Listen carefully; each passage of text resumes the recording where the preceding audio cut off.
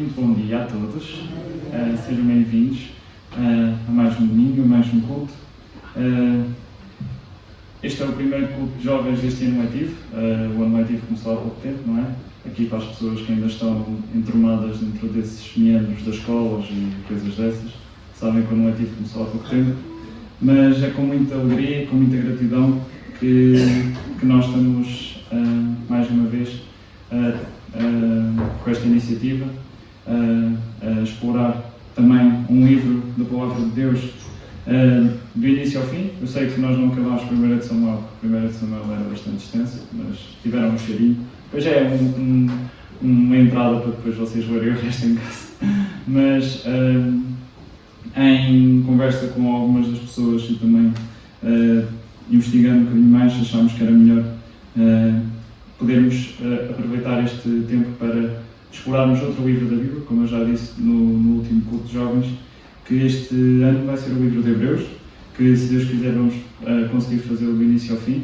Portanto, é muito bom nós podermos ter esta oportunidade e espero que para mim e para todos vocês, para os jovens, para todos aqueles que ouçam estes cultos, não só aqui presencialmente, mas também depois em casa, que seja uma grande bênção para vocês este livro. Certamente tem muito para nos ensinar. É um livro complicado, é verdade, mas é que é um livro que tem verdades muito importantes para nós e temos o privilégio de podermos segui-lo. É muito bom estarmos aqui, mais uma vez. Não estamos muitos, é verdade, mas Deus se alegra com a nossa presença aqui e temos a oportunidade de o louvarmos e de o engrandecermos. Então, eu queria pedir que pudéssemos ficar de pé para iniciarmos este período de louvor e de adoração. Vamos cantar 2 corinhos, corinhos que já são antigos, antes cantavam-se no tempo dos meus pais, assim, cantavam-se nos jovens deles e eu decidi trazê-los de volta. Mas são corinhos muito bons e que também têm alguma coisa a ver com aquilo que nós vamos aprender hoje, com o texto que nós temos hoje em Hebreus. Os 2 coros que nós vamos cantar o primeiro chama-se É Bom Estar em Tua Presença. É um coro que fala do quão alegres nós nos devemos sentir por estarmos na casa do Senhor, por estarmos na sua presença constantemente, podemos louvá-lo, adorá-lo, agradecê-lo, podemos sentir esta alegria inexplicável por pertencermos a Ele. E a segunda música fala sobre o facto de que Deus, de que Jesus é a rocha eterna, que nenhum outro há para além dele, que nos possa salvar, que mereça o louvor, que mereça a honra, que mereça a glória. Então vamos todos juntos cantar estes 2 corinhos.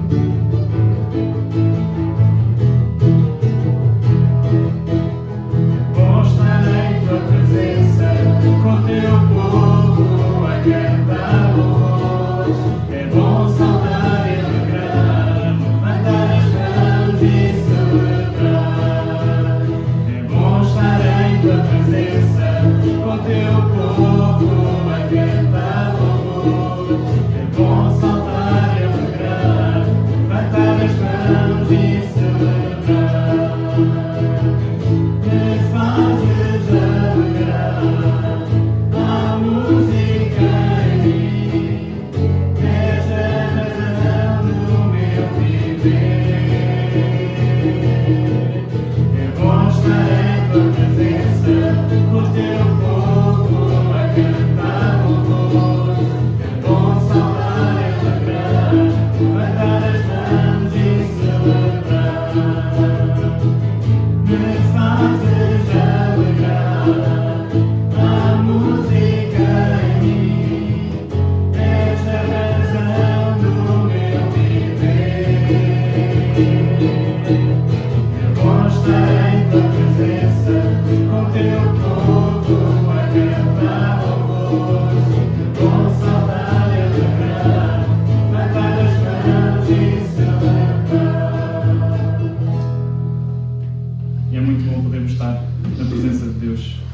cantar o próximo coro. Não há outra rocha, nem há Deus como o nosso.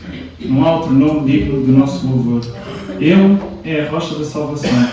Provou ser para nós verdadeiro e fiel. Não há outra rocha, nem há Deus como o nosso. Vamos todos cantar este hino.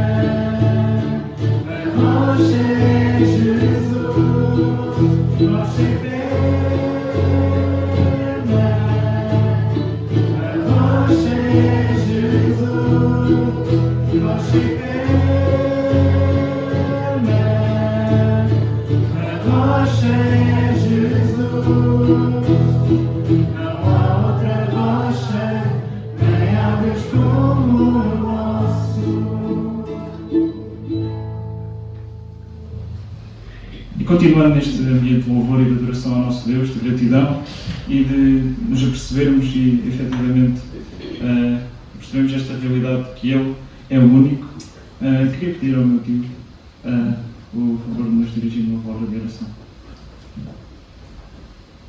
Nós te louvamos, nosso Pai Celestial, pela tua revelação aos nossos corações e tu nos fazes compreender aquilo que tu és, quem tu és, o Deus poderoso, o Deus criador de todas as coisas, o Deus em quem nós podemos confiar plenamente.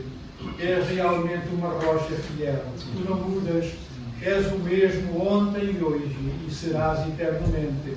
Deus de bondade, Deus de compaixão, Deus de misericórdia, Deus de amor. Oh, essa realidade, Senhor, nós temos experimentado na nossa comunhão contigo. Tu, Senhor, nos tens ensinado e nos vais ensinando dia após dia que tu és o único, Senhor. És o único Deus, aquele, Senhor, que por nós tudo tens feito para nos fazer felizes em ti. Louvamos pela felicidade que encontramos em ti nos teus braços amorosos, onde podemos encontrar perdão para os nossos pecados e salvação para as nossas almas e uma promessa maravilhosa que vamos estar contigo por toda a eternidade. Tu és realmente o grande Deus, o amoroso Deus. Louvamos-te, Senhor, e por nós, tu seres nosso e nós sermos teus também. Tu nos compraste para ti, naquele sacrifício que realizaste, Senhor Jesus, na cruz do Calvário por nós. Agora, como tua propriedade peculiar, como servos teus que nós somos, nós queremos servir-te. Nós queremos, Senhor, fazer o melhor para ti. Queremos, Senhor, que tu te alegres no nosso viver e nós nos possamos recriar no teu grande amor. Suplicamos a tua bênção, Senhor, para a palavra que vamos ouvir. Louvamos-te por aquilo que já temos feito nesta sala, esta manhã. E assim, Senhor, tu nos possas encher mais pela tua graça, porque no celeiro da tua graça sempre há provimento para toda a necessidade. Vem-nos, pois, abençoar, te pedimos e agradecemos em nome do Senhor Jesus. Amém. Podem sentar-se.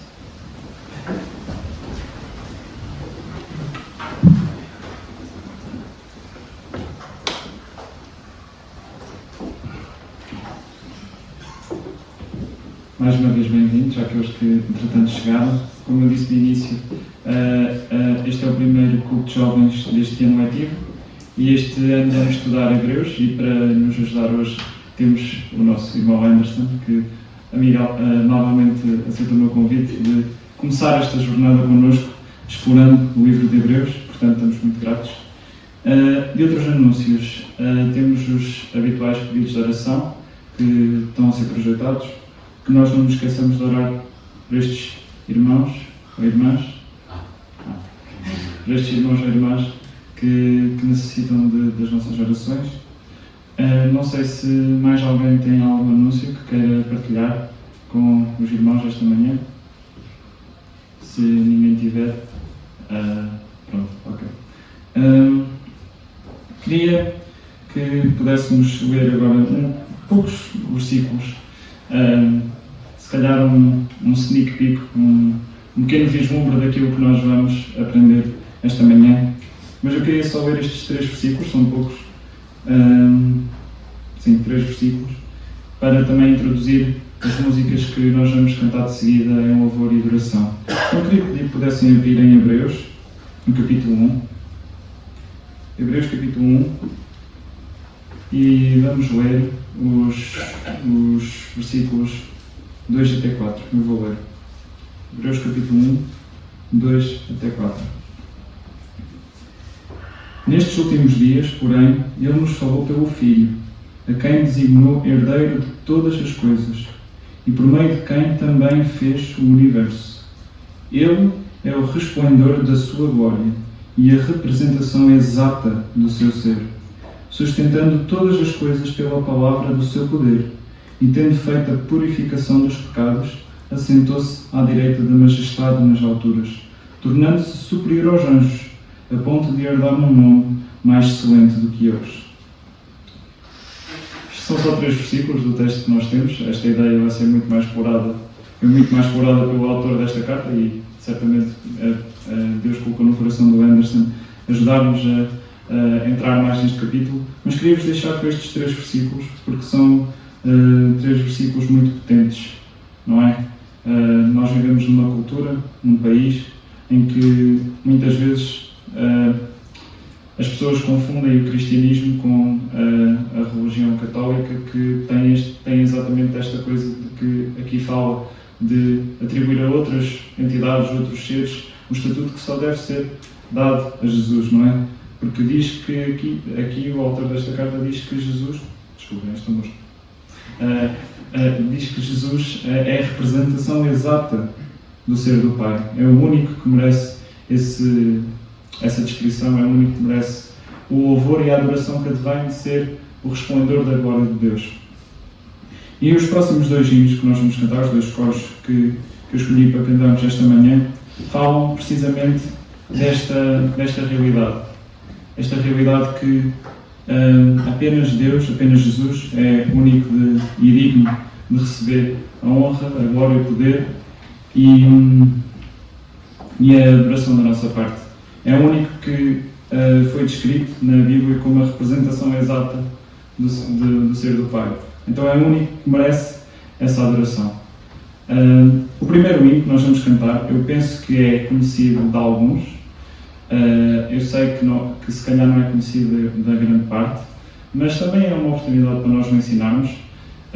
Se quiserem da primeira vez que se canta cada uma das partes não cantar, estão à vontade para interiorizarem, mas pedia que depois pudessem cantar connosco, porque é um hino que fala exatamente desta unicidade que vem em Jesus. O texto diz assim: ao único que é digno de receber a honra e a glória, a força e o poder, ao Rei eterno e imortal, invisível mas real, a Ele ministramos o louvor. Adoramos a Ti, ó Rei Jesus, adoramos o Teu nome, nos rendemos aos Teus pés, consagramos todo o nosso ser a Ti. Que este seja o nosso desejo ao louvarmos e agradecermos o nome do nosso Deus. Queria pedir que pudéssemos ficar de pé, aqueles que puderem, e vamos todos juntos cantar esta música ao único.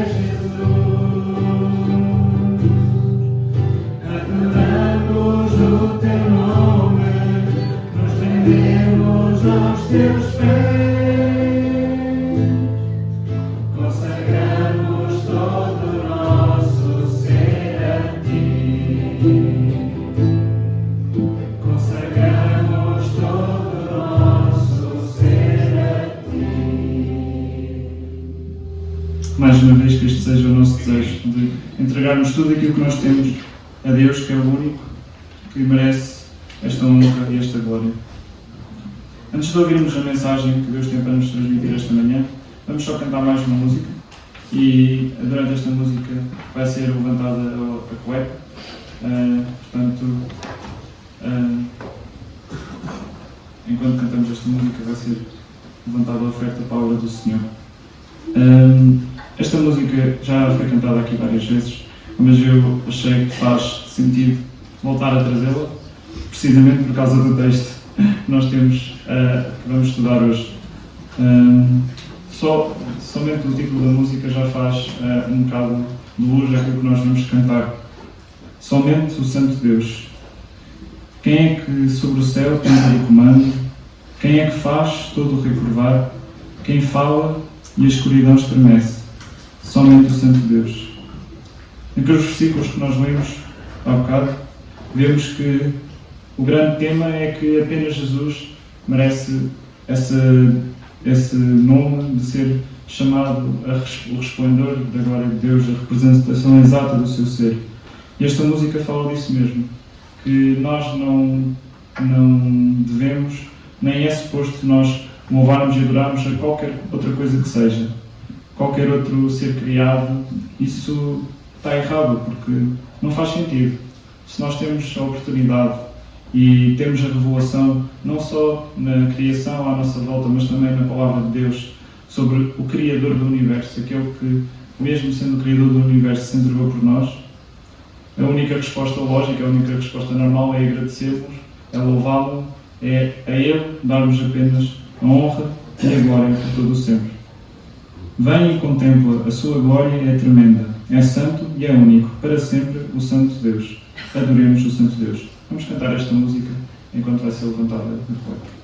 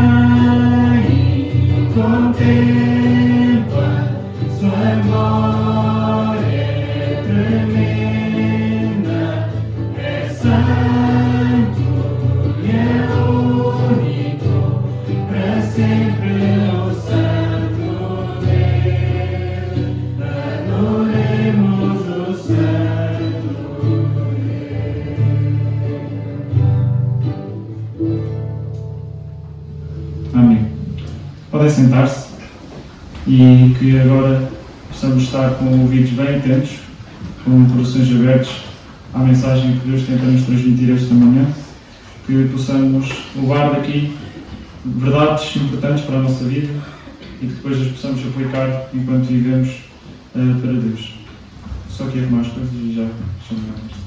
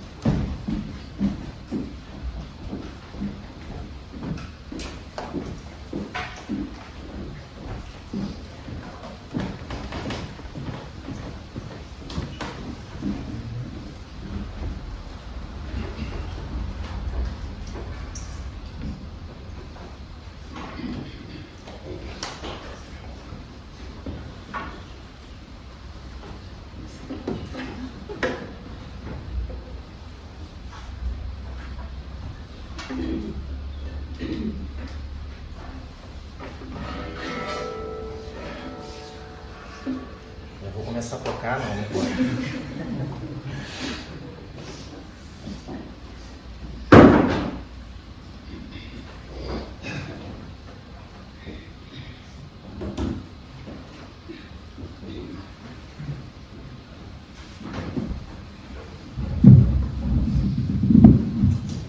Bom dia, igreja. Que a graça e a paz do nosso Senhor e Salvador Jesus Cristo esteja com todos nós hoje e sempre. É muito bom estar de volta. E, Thiago, eu gostei do músico que você convidou para te acompanhar, tá? Muito bom ele. Meus irmãos, vou falar de Hebreus, né? Agradeço pelo convite. Falar de Hebreus é fácil e difícil. Talvez Hebreus seja o texto mais difícil do Novo Testamento em alguns momentos. E eu gosto de Hebreus por quê? Eu vou te contar por quê. Eu me converti lendo Hebreus. Deus me alcançou, eu estava lendo Hebreus, lendo uma Bíblia católica que meu irmão havia ganho quando eu e ele estávamos fazendo a primeira comunhão. Eu estava lá a ler, aí eu pego ali uma parte de um capítulo, eu lendo, ela tinha umas ilustrações assim, a Bíblia era uma Bíblia ilustrada. Chega uma hora, está ali, se o sangue dos bodes e dos carneiros tira o pecado, que não faz o sangue do Filho de Deus? Aí Deus foi lá, fez a mudança, falei assim, é isso aí. Entendi o que ele fez, o que ele faz e quem ele é. Então eu sou suspeito para falar de Hebreus. Então vamos adiantar aqui, porque há muita coisa aqui nos capítulos 1 e no início do capítulo 2. Eu vou dividir aqui em ideias principais o texto, mas eu vou fazer como eu faço, como já é, né, tradição. Eu faço normalmente uma introdução falando sobre questões relacionadas ao texto, meus irmãos. Primeiro, o autor de Hebreus, né? E o bom de ser o primeiro a falar é que eu posso falar desses detalhes. Autor desconhecido. Durante muito tempo, a autoria do texto foi atribuída ao apóstolo Paulo, mas o autor de Hebreus é desconhecido. Nós não sabemos quem escreveu o texto. Hipóteses prováveis. Como é um texto muito helenizado, é um texto com muitos elementos, tanto do Velho Testamento, como também da cultura greco-romana, mas principalmente da cultura helenista, pode ter sido o Apolo, o missionário da igreja nos seus primeiros momentos, que tinha essa formação. Alguns entendem que Barnabé, que seria um alguém da igreja de Antioquia, companheiro missionário do apóstolo Paulo, poderia ter escrito o livro. Alguns atribuem ao apóstolo Lucas, e dando essa atribuição ao Lucas, dizendo o seguinte: o Paulo teria escrito uma versão original, ele teria aprimorado o texto e passado isso para o grego, então o autor seria o Lucas. Outros entendem que é o Timóteo, cooperador do Paulo, que ficou anos à frente da igreja em Éfeso, e outros entendem que é o Silas. Sabe quem é o autor de Hebreus? O Espírito Santo de Deus. Quando nós chegarmos lá na eternidade, se for da vontade de Deus, ele diz quem foi o autor. Tá? Mas essa é uma curiosidade, eu vou entrar lá na fila, assim, ó, informações. Eu vou perguntar assim, olha, é aqui onde... Tá, deixa eu perguntar essa, eu vou ser o mais chato da fila, vocês vão me expulsar, vão me pôr num canto. Segunda coisa, meus irmãos, para quem foi escrita a epístola? Não há essa informação também. Ela não é uma epístola como, por exemplo, aos Romanos, aos Coríntios, aos Efésios, em que há o destinatário apontado. Isso não há no texto. Se entende, né, essas seriam as principais hipóteses. Primeiro, uma congregação de judeus cristãos em Roma, ou na Península Itálica. Né? Por quê? Porque é uma saudação no texto que fala assim, aos da Itália. Então se presume que possa ser isso. Uma outra hipótese é que eram judeus helenizados em Jerusalém, já convertidos ao Senhor, mas que precisavam de orientação. E a outra hipótese seria que essa carta seria destinada a irmãos em Alexandria. Alexandria é a cidade no Egito, uma das igrejas mais importantes do mundo antigo. Tá? Quando foi escrita? Mais uma pergunta. Quando o texto foi escrito? Quando a Epístola aos Hebreus é composta? Duas teorias. Primeira, que seria na década de 60 depois de Cristo, do governo do Nero como imperador, período de intensa perseguição. E essa perseguição teria levado muitos a ter um sentimento que, se eu ficar no cristianismo, eu sou perseguido. Então, talvez, se eu voltar para o judaísmo, que é uma religião que é menos perseguida, eu fico melhor. Eu sofro menos perseguição, passo por menos dificuldades na vida. Outra seria na década de 80, com Domiciano, que também desencadeou uma grande perseguição. E essa perseguição talvez levasse aqueles que eram convertidos a pensar, olha, se eu voltar ao judaísmo, talvez minha vida fique mais fácil. E a carta tenta passar isso o tempo inteiro, dizer sobre a excelência do ministério de Cristo e a desnecessidade de se fazer uma mistura entre cristianismo e judaísmo. Qual o objetivo da epístola, então? Repara como os objetivos da epístola eram só para aquela época, hoje não tem nenhuma aplicação para nós. Olha só. Primeiro, alertar sobre apostasia e acomodação. O que acontece? Essa é a vida cristã, essa é a nossa vida. Eu vou me converto, aí eu fico super empolgado com aquele primeiro amor, aquela alegria. O tempo vai passando, eu vou me desgastando, as dificuldades aparecem, os problemas vêm. Eu olho e começo a ver o interior da igreja, as dificuldades que eu passo, os problemas relacionais, isso me causa um desânimo. E o autor, inspirado pelo Espírito Santo, quer dizer o seguinte: não entre na armadilha de se afastar de Deus por olhar para as pessoas ao invés de olhar para o Eterno. Não faça isso. Outra advertência da carta: eles não deveriam retornar à lei, eles deveriam permanecer na graça. Lei não salva ninguém, legalismo não salva ninguém. E olha como hoje isso persiste dentro do cristianismo e dentro do nosso coração. Às vezes eu me armadilho, e eu tenho certeza que os irmãos também, eu crio um rol de coisas que devem ou não ser feitas por cristãos, e quem não se encaixa naquele critério, eu automaticamente caracterizo ele como cristão não sendo. O cristianismo não é isso. Outra advertência: combater a negligência aos cultos públicos. Não vou ao culto. Vou, quando vou, não presto atenção. O corpo está lá, mas a mente está em outro local, incerto, não sabido. E aí a advertência do autor é: olha, quando você estiver aqui, esteja por inteiro. Quando você for encontrar com o Senhor, venha por inteiro. Não fica metade aqui e metade do lado de fora. Não faça assim. Outra advertência: fraqueza na oração. O povo ora pouco. Vê que só são problemas do passado. Hoje nós não temos nada disso. Né?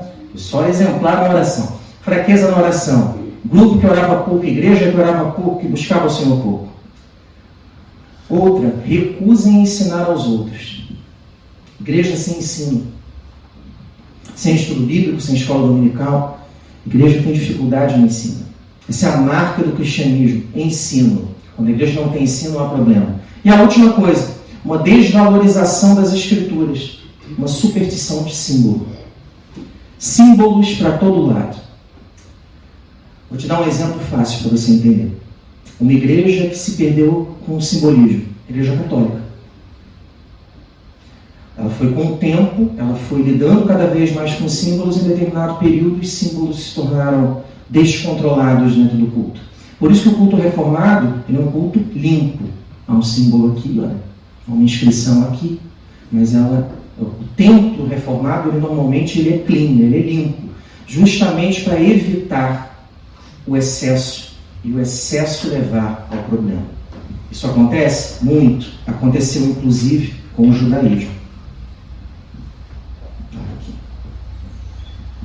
Filactério na cabeça, chofar, cabeça coberta, braço amarrado e tudo mais. É estranho, né? Todos os símbolos aqui têm uma finalidade. Todos eles foram feitos no momento em que havia culto público a Deus. E eu peguei alguém que está utilizando vestimentas e símbolos contemporâneos do judaísmo. Coisas que nós que somos cristãos e temos formação no Velho Testamento, nós olhamos e dizemos, o que é isso? Qual é o significado? E eu coloquei aqui só para te dizer o seguinte, quando eu não sei o significado de algo, o símbolo não serve para nada. Quando eu não entendo o que eu faço, quando eu não entendo o motivo, não adianta. É igual a famosa fórmula mágica, né? Em nome de Jesus, amém. Para que serve isso? Se você não sabe para que serve, por que a igreja utiliza isso ao longo da história? É uma fórmula mágica. Fala assim, garrafa, encha-se de água em nome de Jesus, amém. Fórmula mágica. É isso? Não é. O cristianismo precisa ser entendido também. Principais doutrinas, então, que a carta aos Hebreus traz. Primeiro, superioridade de Cristo em comparação ao sistema religioso dos hebreus. A ideia do autor é dizer o seguinte: Cristo é superior a todos os símbolos e todas as ordenanças no passado, porque ele é o cumprimento das promessas. Aquilo que se fazia de maneira simbólica, em Cristo, a representação é real e efetiva. O tempo dos símbolos acaba porque o tipo chegou. O momento de Cristo chegou. Aquilo que havia sido dito como promessa se cristalizou, se transformou em homem e passou a ensinar aos homens. Segundo, Jesus é superior aos anjos, a Moisés, Arão, Melquisedeque e o sistema levítico. Essa é a ideia. O judeu, ele, com o tempo, ele passa a venerar determinadas personagens históricas. Ele venera. Se tem uma coisa que eu tenho pavor da igreja reformada, sabe o que é? Nós. Veneração aos reformadores. Na dúvida eu consulto Lutero. Na dúvida eu consulto Calvino. É isso? Na dúvida, a Bíblia prevalece. Na dúvida, a Bíblia é a regra de fé e prática. Não é nenhum homem. Não é assim que funciona. Além disso, Jesus é o cumprimento das promessas do Velho Testamento. Tudo se cumpre nele. Ele é a conclusão daquilo que foi predito, daquilo que foi dito no início. E além disso, as promessas que foram prefiguradas nos santuários, nos sacrifícios e no sacerdócio da lei de Moisés são cumpridas nele. Ele é rei, ele é profeta e ele é sacerdote. As funções estão incluídas na missão e no sacerdócio de Cristo. Características da carta. Primeiro, ligar o Velho ao Novo Testamento através da pessoa e da obra de Cristo. Jesus liga o Velho ao Novo, a antiga e a nova aliança, a antiga e nova dispensação. Ele reúne os dois, a velha e a antiga dispensação, em uma só, para dizer o seguinte: aquilo que era dito no início, falava-se de mim. E agora eu cheguei para cumprir aquilo que foi prometido a quem não está mais aqui, mas confiou na promessa. Segunda coisa, esclarecer que Jesus, ele é o Filho de Deus, o Rei do Universo, o Criador de todas as coisas, o eterno sumo sacerdote. Já está bom, Jesus, tem mais coisa? Tem. O sacrifício definitivo. Ele é o substituto, o Messias Redentor e o revelador de Deus. Todas essas características se aplicam a Cristo no texto. Ele é o revelador de Deus. Ele é que mostra quem Deus é. Ele é aquele que vai até a humanidade e diz: vocês querem conhecer o Deus Criador de todas as coisas? Venham até mim. Eu apresento Ele a vocês. Venham até mim. E mais, o texto de Hebreus quer mostrar as diferenças entre o judaísmo e o cristianismo. Ele quer mostrar que há diferença. E que eu não posso fazer um mix entre os dois. Se eu misturo os dois para criar uma nova religião, não funciona. Não é esse o objetivo. Não é essa a finalidade. E Cristo não morreu por isso. Vamos para o texto então, meus irmãos. Hebreus 1. Eu vou ler do 1 ao 14, depois só o iníciozinho do capítulo 2. Eu separei aqui algumas lições para que nós possamos refletir sobre o texto. Como ele é maior, eu separei em blocos e depois eu vou fazer a leitura. Tá? Mas são lições que o autor traz para nós sobre Cristo, quem ele é, a importância do sacrifício de Jesus, a importância do seu ministério. E é isso que nós vamos ver. Mas antes de nós vermos essas lições, vamos orar. Deus, é bom estarmos aqui, Senhor. Como é bom poder falar da Tua Palavra. Como é bom ouvir a Tua Palavra. Como é bom cantar louvores. Como é bom Te agradecer. Somos gratos, Senhor. Somos gratos porque o Senhor nos salvou.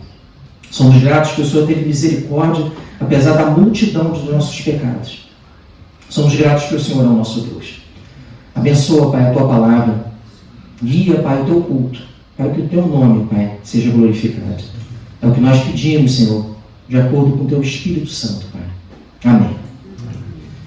Lições, então, do texto, meus irmãos. Primeiro, o ministério de Jesus é superior ao judaísmo. O ministério de Jesus, ele é superior ao judaísmo. Olha o que o texto diz. O texto diz o seguinte, a partir do versículo 1, eu vou ler aqui na Almeida Revista Atualizada. Havendo Deus outrora, Deus no passado, falou muitas vezes e de muitas maneiras aos pais pelos profetas. Deus falou com o povo hebreu no passado através dos profetas.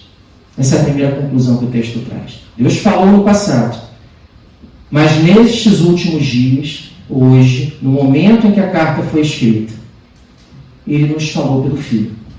Ele mudou. Antes era uma revelação indireta. Deus falava com alguém, essa pessoa ia fazer o registro daquilo e aquilo era levado ao povo. Então, mudou.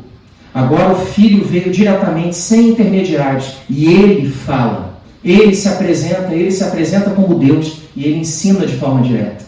Nestes últimos dias, nos falou pelo Filho, a quem constituiu o herdeiro de todas as coisas, pelo qual também fez o universo. Ele fala aqui uma outra coisa que é sensacional. Ele diz o seguinte: Jesus é o Criador de todas as coisas. Ele fez o universo. Ele é o Criador e o sustentador de todas as coisas. Ele nos criou. Ele sabe como funcionamos. E Ele aguardou com ansiedade o momento de vir para poder fazer a missão dele de trazer o Evangelho de forma direta para nós. Ele é o cumprimento das promessas do Velho Testamento. Então, o ministério de Jesus, ele é superior ao judaísmo. Por que isso é falado para os hebreus? Porque havia dúvidas e problemas na comunidade para a qual a carta é dirigida. Eles fizeram uma mistura entre as duas coisas. Uma mistura supersticiosa. Eu preciso guardar determinadas leis, determinados alimentos, eles não devem ser consumidos, entre outras coisas, fora lá uma superstição angelical que existia. E a ideia do autor é dizer o seguinte: Jesus é superior a tudo. Quando Jesus entra, tudo mais desaparece. Ele é suficiente para a salvação e para a comunhão com Deus. Ele não precisa de penduricários, porque Ele é o Criador de todas as coisas. Segunda lição que o texto traz para nós. Jesus é o Redentor e o sustentador da criação. Ele não só sustenta a criação, como Ele salva também. Ele é o Redentor e o sustentador da criação. Versículo 3, diz aqui a palavra de Deus para nós. Ele, que é o resplendor da glória e a expressão exata do seu ser. Só vou ler até aí. No texto, no original, que diz, é o seguinte, a palavra grega aqui é caráter. Ele diz assim: Jesus e Deus possuem o mesmo caráter. O mesmo caráter. Eles têm a mesma essência. Uma outra palavra que é utilizada para caráter é a parte de trás da moeda, onde vem aquela gravura, aquela figura com o rosto de alguém. Ele diz assim, olha, Jesus veio trazer a coisa mais preciosa para a humanidade, que é a salvação. Ele pagou um alto preço com essa moeda. E na moeda está o rosto dele. A cara dele está impressa lá. E quando você olha, você vê Deus, porque eles possuem o mesmo caráter. Eles têm a mesma essência. Ele é filho de Deus. Ele é Deus de Deus, como se dizia no passado, no início da igreja. Tá? O que mais? Ele é a expressão exata do seu ser, sustentando todas as coisas pela palavra do seu poder. Se Jesus te dá uma sonequinha de 5 segundos, acaba tudo. Ele é que sustenta com a palavra do seu poder. Ele está sempre atento, ele sustenta a humanidade, ele sustenta todas as coisas. Ele é que permite que a criação funcione. Se ele fizer assim, a criação acaba. Ele sustenta tudo e todos o tempo todo. Ele está sempre atento. Ele sempre está com os olhos voltados para nós. Ele sabe tudo o que fazemos, tudo o que somos, tudo o que queremos, tudo o que o agrada e não agrada. Conhece o nosso coração. Ele sustenta todas as coisas pelo poder da sua palavra. E depois de ter feito a purificação dos pecados, assentou-se à direita da majestade, nas alturas. O que o texto diz aqui é que Jesus, depois de cumprir a missão dele, de purificar os pecados, de morrer na cruz, ressuscitar e perdoar os pecados daqueles que são dele, ele se assenta à direita do Pai. O que é isso? Se você chegar lá na eternidade, tá Deus sentado num trono, Jesus numa cadeira ao lado, é esse o significado do texto? O texto quer dizer o seguinte: Jesus, quando ele volta com a autoridade de executar o plano de Deus até o final. Ele senta à direita, ele é o executor da vontade de Deus. E ele vai levar a história humana para o fim pré-determinado por aquele que está sentado no trono. É isso. Ele purifica os pecados, volta e fala assim: Pai, agora eu vou cumprir o plano. Agora eu levo a história ao final.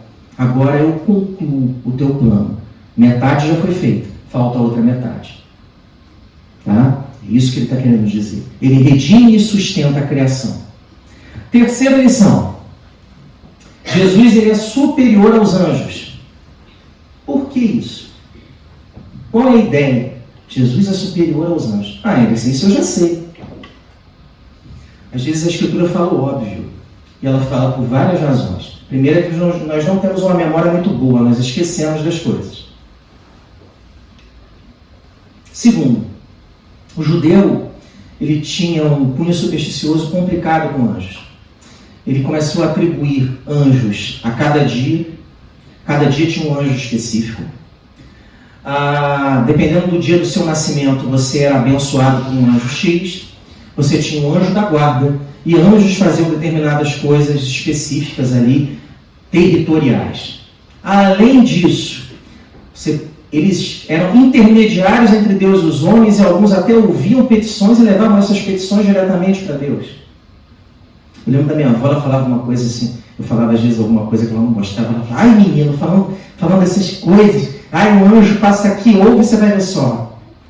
Resquício disso. Tá?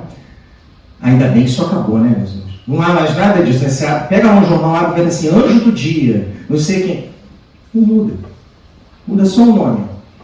Muda o país, mas continua lá, a superstição e os problemas. Então, o que ele está querendo mostrar aqui? Ele parte do seguinte argumento.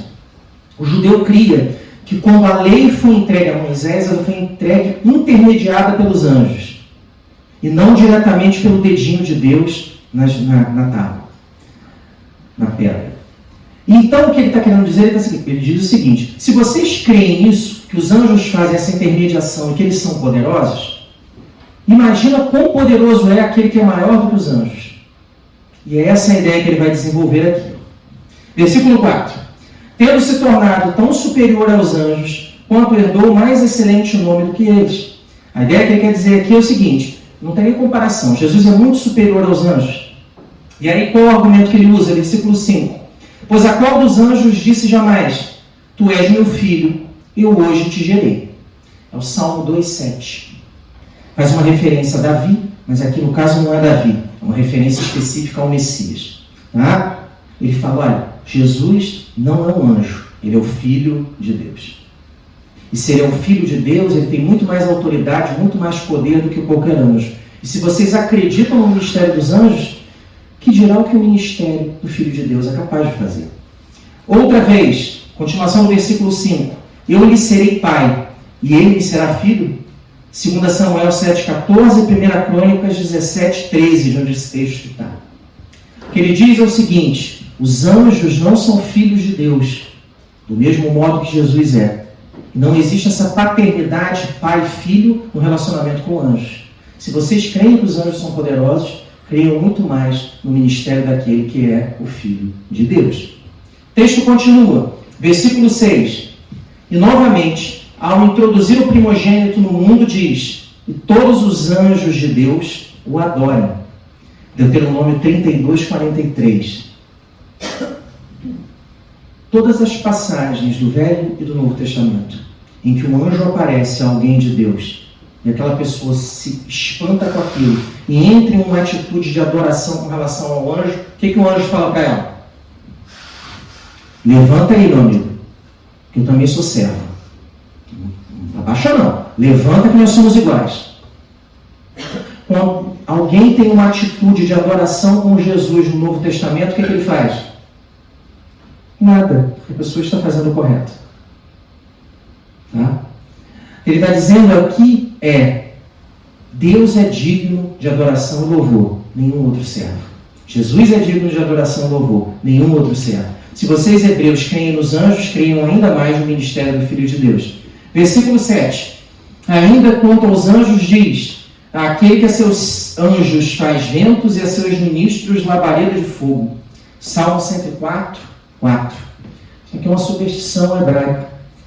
Alguns hebreus acreditavam que Deus fazia dos seus anjos labaredas de fogo e ventos todos os dias. Esses anjos eles eram destruídos e recriados todos os dias. Eles eram anjos temporários. E aí o que ele está dizendo aqui é o seguinte: se vocês creem no que é temporário, como é que vocês não creem no que é eterno? Jesus é muito maior do que qualquer criação humana. Creia nele porque ele é superior aos anjos. Versículo 8. Mas acerca do Filho, o teu trono, ó Deus, é para todo sempre, e cetro de equidade é o cetro do teu reino. Amaste a justiça e odiaste a iniquidade. Por isso, Deus, o teu Deus, te ungiu com óleo de alegria, como a nenhum dos teus companheiros. O Salmo 45, 6 e 7. Qual é a ideia aqui? Reforçar a superioridade de Cristo. Dizendo assim, ele não é comparável a nenhum anjo. Ele não é comparável às hostes celestiais. Ele é diferente. Ele é o Filho de Deus. E por isso ele é superior aos anjos. Não parece estranho ele fazer esse raciocínio, ir e voltar, vai e volta, repete o mesmo, cita do velho, cita do novo. Por que ele está fazendo tudo isso? Porque havia um problema grave nisso aqui. E ele quer deixar bem claro isso. Tá? Ele quer deixar bem claro, ele está falando, olha, vocês estão confundindo as coisas. Vocês estão entendendo que Jesus é uma coisa, mas ele não é, ele é outra completamente diferente. Ele é outro ser. Ele não é isso que vocês pensam. Continua aqui, ó, versículo 10. Ainda, ele vai mais um argumento. Olha. No princípio, Senhor, lançaste os fundamentos da terra, e os céus são obra das tuas mãos. De quem? Jesus. Eles perecerão, tu, porém, permaneces. Sim, todos eles envelhecerão qual veste. Também, qual manto os enrolarás. E como vestes serão igualmente mudados. Tu, porém, és o mesmo, e os teus anos jamais terão fim. Salmo 102, 25, 27. Mais uma vez, exaltando Jesus a eternidade dele. Os anos dele não terão fim. Ele é o Filho de Deus. E versículos 13 e 14. Ora, a qual dos anjos jamais disse: assenta-te à minha direita, até que eu ponha os teus inimigos por estrado dos teus pés. Não são todos eles espíritos ministradores, enviados para serviço a favor dos que hão de herdar a salvação? O Salmo 110, 1 que está citando aqui, é um texto que fala sobre Josué, quando ele vencia os inimigos, ele colocava os inimigos no chão e colocava os pés sobre o pescoço do inimigo antes de matar. E aí ele fala disso aqui. A derrota desses inimigos vai ser feita desse jeito no futuro. Mas a derrota, quem luta e quem vence é Cristo, porque Ele é superior. E aqui, quando ele fala no 14, não são todos eles espíritos ministradores, a ideia que ele está querendo dizer é o seguinte: anjo é espírito que ministra e leva e auxilia na salvação. Isso é outra história. Isso é diferente de Cristo. Cristo é o Filho de Deus. O papo com Cristo é diferente, a história com Cristo é diferente. Ele é Filho de Deus. Não entre em superstição angelical. Tá? E aí, por que eu estou falando isso aqui? Eu acho que a ênfase desse texto até hoje é importante para nós. Muita gente entra nisso. Pega no Google, coloca assim, ó, anjo do dia. Só de curiosidade. Coloca, tá? Só de curiosidade. Ainda bem, a palavra de Deus ela não perde a utilidade. Se isso é colocado aqui, tem importância para nós hoje. Se tem importância para nós hoje é porque muitos caem nesse tipo de equívoco. Tá? E isso não é cristianismo.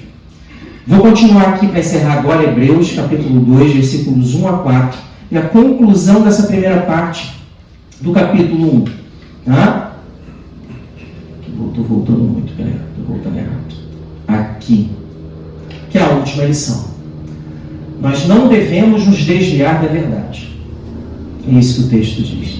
O autor conclui e diz o seguinte: Jesus ele é superior ao judaísmo, ele é superior aos anjos, o ministério dele é superior a tudo, ele é o auge da revelação de Deus. E nós não devemos nos desviar dessa verdade. Olha aqui o que o texto diz para nós. Hebreus capítulo 2, a partir do versículo 1. Por esta razão, que razões? Jesus é superior aos anjos. Jesus ele é a revelação máxima de Deus. Por estas razões, importa que nos apeguemos com mais firmeza às verdades ouvidas, para que delas jamais nos desviemos. A ideia dele aqui é, se eu conheço a verdade, se eu conheço Jesus e eu estou firme nele, eu não vou me desviar. Se eu não estiver firme, a chance de eu me desviar é grande. E ele diz, você já não ouve o Evangelho há muito tempo? Você já não ouve a mensagem há muito tempo? Você já não conhece a verdade? Se agarre à verdade e não se desvie dela. Se você não estiver firme na rocha, né, expressão que é utilizada muito no cristianismo, olha, quando o problema vier, a chance de você cair para um lado ou para o outro é grande. Se segure em Jesus aí que ele não deixa você cair. Segundo, versículo 2. Se, pois, se tornou firme a palavra falada por meio de anjos, não é isso que vocês creem que o Velho Testamento foi ministrado, intermediado por anjos? Ele ficou firme. E toda transgressão ou desobediência recebeu justo castigo, a lei era severa com quem desobedecia. Como escaparemos nós se negligenciarmos tão grande salvação? Ele diz, o judeu era muito zeloso das suas tradições. E ele era zeloso das tradições que ele dava importância ao ministério, à revelação de Deus, que ele cria que foi revelada pelos anjos. E aí o que ele está dizendo aqui é o seguinte, se o judeu crê numa revelação dada por anjos, o que ele vai vir? E ele tem a punição e o juízo de Deus? Como é que você tem que se comportar se o próprio Filho de Deus, o Deus vivo, veio e disse o que deve não ser feito, e revelou o Evangelho? Imagina o rigor que ele vai tratar quem não obedece a sua palavra. Como escaparemos nós se negligenciarmos tão grande salvação? A qual, tendo sido anunciada inicialmente pelo Senhor, Cristo revela de forma direta, foi-nos depois confirmada pelos que a ouviram, igreja na sua segunda geração. Cristo fala e aqueles que ouviram a palavra repetem. 4. Dando Deus testemunho juntamente com eles, por sinais, prodígios e vários milagres, e por distribuições do Espírito Santo, segundo a sua vontade. O que o autor bíblico diz aqui é o seguinte, Cristo revela Deus de forma clara. Essa revelação não foi feita por intermediários, ela foi feita diretamente pelo Filho de Deus.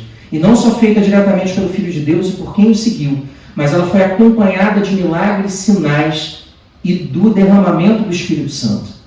Essa é a verdade. Não se desvie dela e não creia em fábulas de judaísmo, de anjos e de outras coisas que levam ao desvio do Evangelho. Tá? É isso. Agora eu vou concluir aqui, meus irmãos. Olha o que a palavra de Deus diz para nós aqui em Hebreus, esse capítulo 1, início do capítulo 2. Eu separei aqui as seguintes lições. Primeiro, o ministério de Jesus é superior ao judaísmo. Aplicação prática para nós. Toda vez que o cristianismo for acompanhado de algo a mais, ele não é cristianismo. Toda vez que o cristianismo for acompanhado por algo a mais, além de Jesus, não é cristianismo. Olha, eu creio em Jesus, mas tenho que dar oferta na igreja, senão vai para o inferno. Ó, eu creio em Jesus, mas se você faltar mais de um dia do mês na ceia do Senhor, é inferno garantido. Não é cristianismo. Se não orar 5 vezes por dia, já sabe. Tá? As coisas não são cristianismo, isso é legalismo. Tá? O ministério de Jesus é superior ao cristianismo, superior ao judaísmo e a qualquer legalismo. Segunda coisa, Jesus é o redentor e o sustentador da criação. Jesus redime a criação e sustenta a criação. Por que você é salvo? Porque Cristo fez o que você não podia fazer. Você acha que você é salvo porque você inteligentemente entendeu os mistérios da Bíblia. Você é salvo porque Jesus fez o que você não podia fazer. Confie nele e em mais nada. Terceira coisa, Jesus ele é superior aos anjos. E a ideia que é passada aqui é o seguinte: Jesus é superior a qualquer outro intermediário. Não existe intermediário entre Deus e os homens, só Ele. Ele é a escada que leva à glória de Deus. Não existe outro intermediário, atalho, caminho, alternativa. Não existe. Qualquer outra coisa, além disso, não é cristianismo. Jesus é o único que pode salvar. Igreja salva? Não. Oração salva? Não. Ser bonzinho salva alguém? Não. Só Jesus salva. E por último, nós não devemos nos desviar da verdade. Entendeu o que o autor de Hebreus disse? Então não se desvie da verdade. Continue aí. Lute. Nem sempre é fácil, mas não se desvie da verdade nem do Evangelho. Muito bom estar aqui, meus irmãos. Muito bom poder falar de Hebreus, um livro que eu gosto tanto. Pena que o tempo é curto e acaba ficando um pouco na correria. Que Deus nos abençoe, cuide de nós e aplique essa verdade no nosso coração por meio do Espírito Santo. Amém.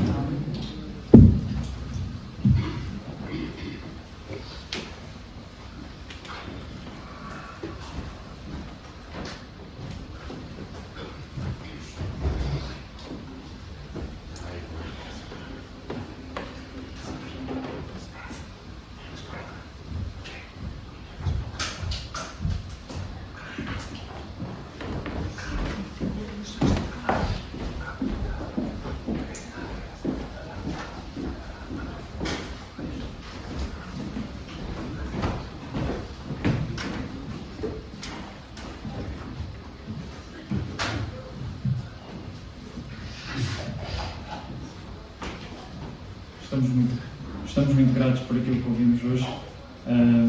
Realmente é um privilégio nós podermos ter esta revelação e podermos ter a ajuda de Deus para compreender estas verdades.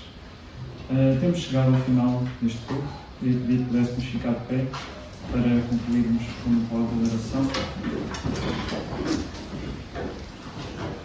Eu queria pedir à nossa irmã Maria Carmo, por favor, nos despedir com uma palavra de oração, agradecendo por tudo aquilo que se passou aqui hoje. Nosso Deus, nosso Pai Celestial, estamos gratos por estarmos primeiramente neste mundo presente. Obrigada por tudo que já pudemos ouvir e participar. Obrigado, Senhor, também por nos dar este privilégio de, a cada semana, podermos estar aqui. Com vida, com forças, com saúde. Obrigada por tudo que nos tens dado. Também nesta manhã queremos agradecer o teu servo que enviaste, Senhor, para ministrar a tua palavra e este Evangelho de Hebreus.